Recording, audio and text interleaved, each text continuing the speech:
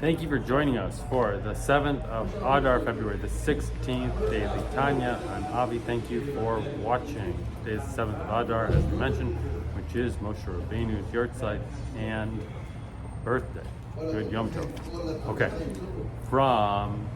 we continue in chapter 27, where we were discussing how to suppress the evil inclination. And in yesterday's chapter, or yesterday's parsha, we were discussing the idea that a person could even subjugate his judgment here by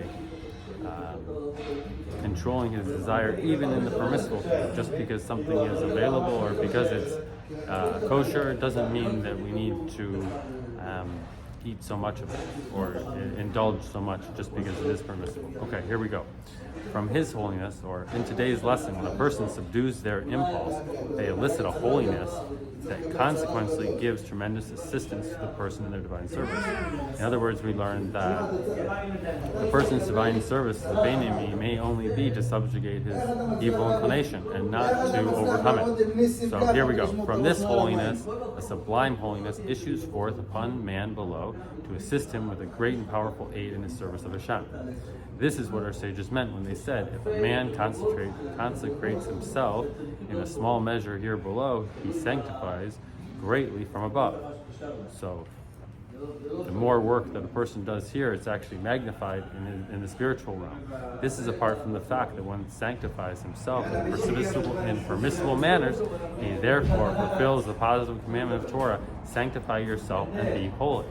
So just by subjugating himself, he's making himself holy to the Eibishter and in the service of the divine's will. Hence, apart from the consolation previously offered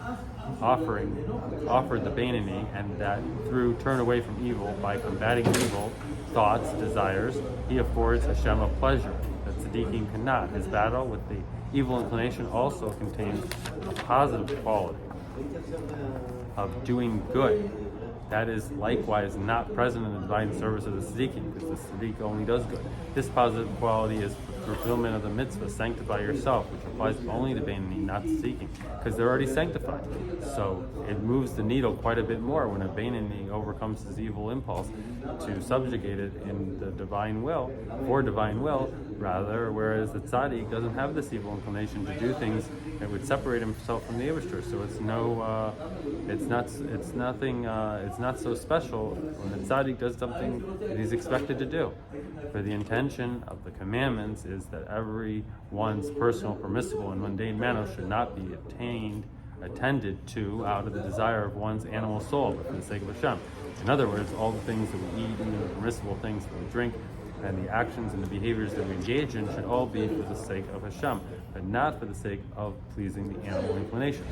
This directive cannot be applied to the tzaddik who are unencumbered by the desire of the animal soul, as the Alter Rebbe continues. The meaning of sanctify yourself is you shall make yourself holy.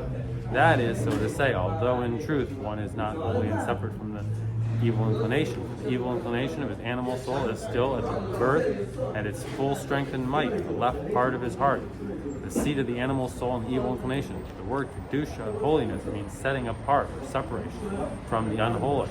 Verse thus means one should sanctify himself, even if he makes himself holy and separate himself from the sitra achra. For at the present level, his heart still desires those things from which derive from it. Yet even while at his level, he subdues and masters his evil impulse and makes himself holy, separate from the sitra achra. Then continues the verse, you will be holy. The words be holy, which in the simple sense, voice a command, can also be understood as conveying a promise, meaning that ultimately he will be truly holy and removed from the sitra achra. Though his being greatly sanctified from above, as quoted earlier from the Gemara, and through his being added from above to expel the sitra from his heart, little by little, so that even in his heart he will no longer have any desire for anything originating in the realm of the sitra achra. In other words, that he'll only want to serve Hashem for the sake of serving Hashem.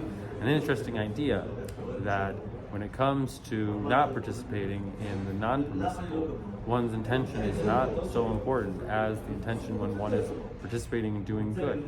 So therefore, in other words, when the Beinoni realizes that he wants to participate in something that he shouldn't participate in, and he overcomes his evil inclination to not participate in, to push that evil thought out of his mind, he brings great nachas to Hashem. So to say that when he performs a positive commandment and also has positive kavanah and subjugates his heart and gives all of his heart and all of his soul over to the Eibishter when performing a positive commandment, then there too gives the Eibishter quite a bit of nachas. The takeaway, the toolbox for success in divine service. Little victories are not small and immaterial. They reflect your desire to be holy. Hashem reciprocates with the sanctification and energy to continue to grow. And this is how we grow, is by subjugating our evil impulses for the Eibishter's will. Shai Gazon, Good Erev Shabbos. Thank you for watching.